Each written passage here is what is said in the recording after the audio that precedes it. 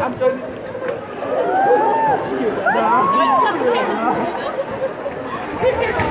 Oh my god!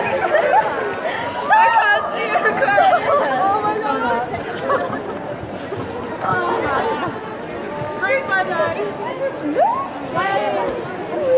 Thank you.